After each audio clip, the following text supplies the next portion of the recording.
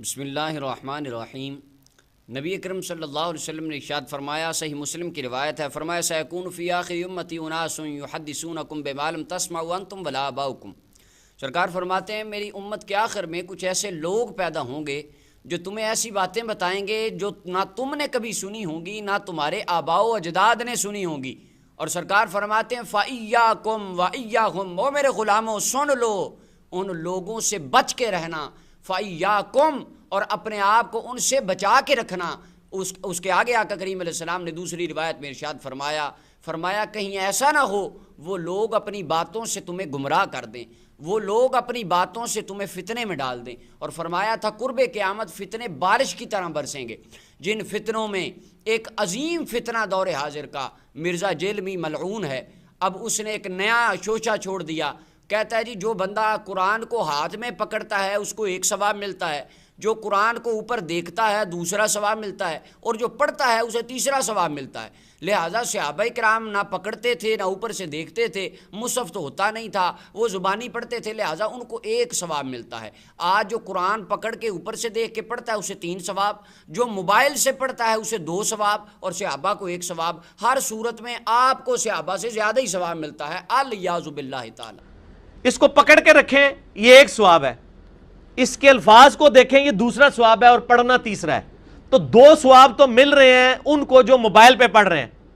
صحابہ کو تو 1 ثواب ملتا تھا، وہ زبانی پڑھتے تھے، موبائل پہ پڑھنے والے کو 2 ثواب مل رہے ہیں، وہ دیکھ رہے الفاظ اور پڑھ بھی رہے۔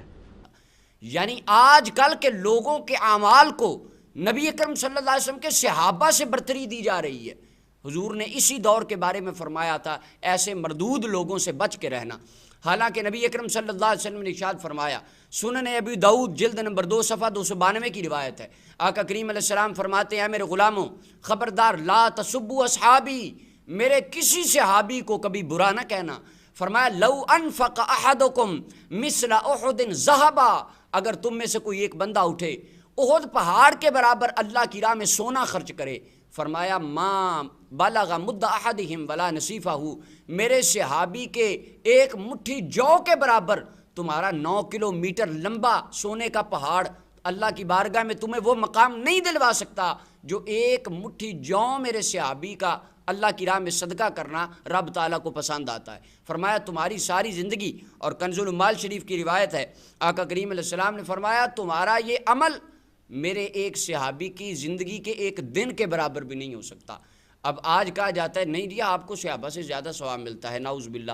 آپ دیکھیے کتب سیرت کے اندر بے شمار ایسے واقعات ملتے ہیں، نبی اکرم صلی اللہ علیہ وسلم غزوہ میں ہیں، ایک صحابی اونٹنی پہ آتے ہیں، چہرہ ودھا کو دیکھتے ہیں، دل بدل جاتا ہے، اپنی اونٹنی پر سوار کی حالت میں آقا کریم علیہ السلام پر ایمان لے آتے ہیں، حضور پہ کلمہ پڑھتے ہیں، اونٹنی سے اتر کے حضور کے قدموں کو چومنے کے لیے آگے بڑھتے ہیں، ٹھوکر لگتی ہے، گر جاتے ہیں، اپنی ان کی گردن کی ہڈی ٹوٹتی ہے، روح نکل جاتی ہے۔ اللہ کا قرآن اس بندے کے بارے میں بھی کہتا ہے وَكُلًّا وَعَدَ اللَّهُ الْحُسْنَىٰ، اللہ نے اس سے بھی جنت کا وعدہ فرما لیا، کیونکہ زندگی میں انہوں نے ایک نظر آنکھ بھر کے ایمان کی حالت میں چہرہ ودھا کی زیارت کی ہے، اور اس عمل سے بڑا عمل دنیا کائنات میں رب نے رکھا ہی کوئی نہیں۔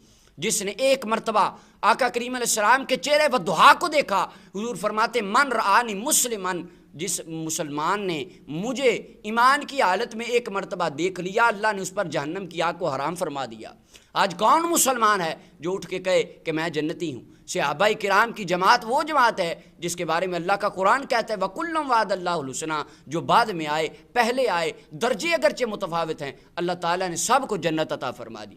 عبداللہ ابن مبارک سے کسی نے پوچھا السوائق المحرقہ میں ہے کہ حضرت عمر بن عبدالعزیز افضل ہیں یا حضرت امیر معاویہ افضل ہیں؟ تو آپ نے فرمایا کہ امیر معاویہ کا وہ لمحہ جو نبی علیہ السلام کی صحبت میں گزرا، اس لمحے کے دوران امیر معاویہ کی سواری کے نتھنے میں جو گرد و غبار پڑی عمر بن عبدالعزیز اس کے برابر بھی نہیں ہو سکتے۔ اللہ نے محمد کے صحابہ کو اتنا اونچا مقام عطا فرمایا۔ یہ بات 14 صدیوں میں کسی نے نہیں کی، حالانکہ ائمہ کرام باقی حدیثیں تمام مجتہدین ائمہ کرام محدثین پڑھتے تھے۔ حضور نے فرمایا جس نے مجھے دیکھا اسے 1 مرتبہ مبارک، جس نے مجھے نہیں دیکھا مجھ پہ ایمان لائیں گے اسے 7 مرتبہ مبارک۔ اب اس کا یہ مطلب نکال لیں کہ ہم سارے نعوذ باللہ صحابہ سے افضل ہو گئے۔ ہمارا یہ عقیدہ ہے اہل سنت و جماعت کا، پوری دنیا کائنات کے تمام لوگوں کو جمع کر کے ایک زندگی کا مجموعہ بنا لیا جائے، کروڑوں اربوں سال لوگوں کو عمر مل جائے، ہر رات لیلۃ القدر کی رات بن جائے، ہر دن یوم عرفہ کا دن بن جائے، پھر بھی کوئی آدمی ساری زندگی قیام کرے، روزے رکھے، جہاد کرے، تمام اولیاء، کتب، ابدال، غوث الاعظم، تابعین، تبع تابعین مل کر بھی رحمت کائنات کے ایک صحابی کے درجے کو نہیں پا سکتے۔ اللہ نے اپنے محبوب کے صحابہ کو اتنا بلند مقام عطا فرمایا۔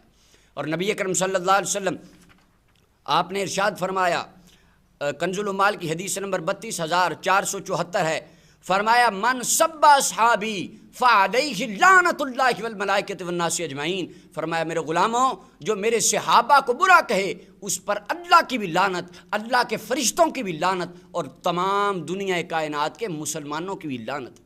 آج ان کے بارے میں نرم گون نہیں جی پھر کیا ہو گیا، انہوں نے تو ایک مسئلہ ہی بیان کیا ہے، تو سرکار نے اس بندے کی طرف سے لعنت نہیں کی، یہاں پر بات غیرت مند مومن کی ہوئی ہے، انہوں نے فرمایا غیرت مند مومن کی طرف سے اس بندے پر اللہ کی لعنت۔ حضور علیہ السلام ارشاد فرماتے ہیں، فرمایا لکل شیء اساس، ہر چیز کی ایک بنیاد ہوتی ہے، واساس الاسلام حب اصحابی واہل بیتی، اور اسلام کی بنیاد اللہ نے میرے صحابہ اور اہل بیت کی محبت پر رکھ دی ہے۔